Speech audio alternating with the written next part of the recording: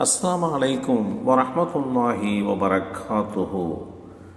நாவை கட்டுப்படுத்துவது வெற்றிக்கு வழிகாட்டும். உக்பத்துப்னு ஆமிர் ரலியல்லாஹு அன்ஹு அவர்கள் அறிவித்தார்கள், அல்லாஹ்வின் தூதர் அவர்களே, வெற்றி எது என்று கேட்டேன். அப்போது நபி ஸல்லல்லாஹு அலைஹி வஸல்லம் அவர்கள், உன் நாவை உன் மீது தடுத்து வைத்துக்கொள், அது உனக்கு வெற்றியை ஏற்படுத்தி கொடுக்கும். இந்த செய்தி ஸஹீஹு திர்மிதி என்ற நூலிலே 2406 என்ற எண்ணிலே பதிவு செய்யப்பட்டிருக்கிறது. அல்லாஹ்வுடைய தூதர் ஸல்லல்லாஹு அலைஹி வஸல்லம் அவர்கள் நம்முடைய நாவின் மூலமாக பல்வேறு பிரச்சனைகள் ஏற்படுவதனால் அதை தீய வழியிலே செல்லாதபடி கட்டுப்படுத்தி வைத்து கொள்ள வேண்டும், தடுத்து வைத்து கொள்ள வேண்டும் என்று வழிகாட்டி தந்திருக்கிறார்கள். நாம் பேசுகின்ற விஷயங்கள், நம் நாவிலே இருந்து வெளிப்படும் வார்த்தைகள், இவைகளுக்கு நிறைய ஆற்றல் உண்டு. ஒரு மனிதனுக்கு கண்ணியத்தை தருவதும் இழிவை தருவதும் இந்த நாவுதான். ஒரு மனிதன் தன் நாவால் தன்னை எப்படியும் அடையாளப்படுத்தி கொள்ள முடியும். ஒரு மனிதன் உண்மையில் நல்லவனாகவே இருந்தாலும் அவன் வெளியில் மோசமான வார்த்தைகளை பேசிக்கொண்டிருந்தால் அவனை மோசமானவனாகத்தான் இந்த சமூகம் பார்க்கும். ஒரு மனிதன் உண்மையில் கெட்டவனாக இருந்தாலும் அவன் வெளியில் நல்ல வார்த்தைகளை மட்டுமே பேசினால் அவனை சமூகம் நல்லவனாகவே ஏற்றுக்கொள்ளும்.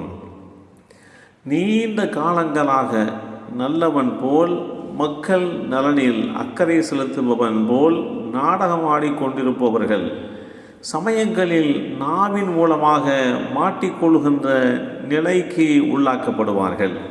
நாவு அவர்களுடைய உண்மை முகத்தை வெளிக்காட்டிவிடும். ஒரு மனிதனின் கண்ணியத்தையும் இழிவையும் சமூகத்தின் பார்வைக்கு கொண்டு வருவதும் தீர்மானிப்பதும் மனிதனுடைய நாவுதான் என்றால் அது மிகையாக ஆகாது. நாவு என்பது மிகவும் ஆபத்தானது.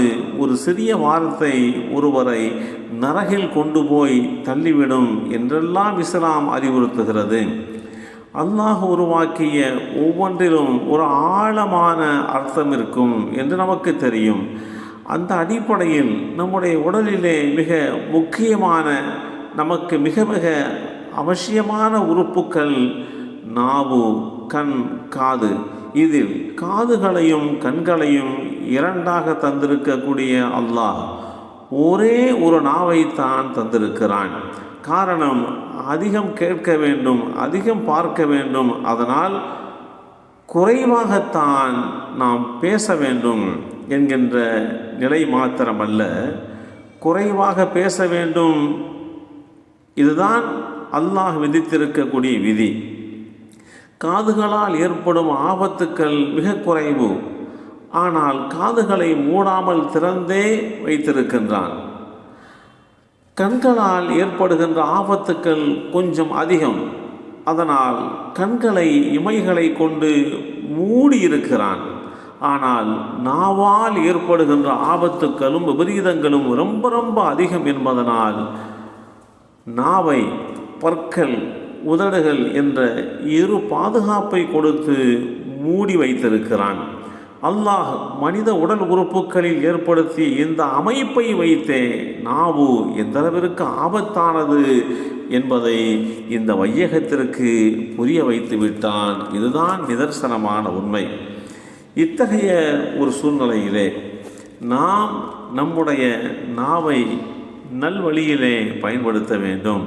நம்முடைய நாவு தவறான வழியிலே பேசினால், தவறான வார்த்தைகளை பயன்படுத்தினால் அதன் மூலமாக பல வகையிலே நாம் பாதிக்கப்படுவோம், தண்டிக்கப்படுவோம்.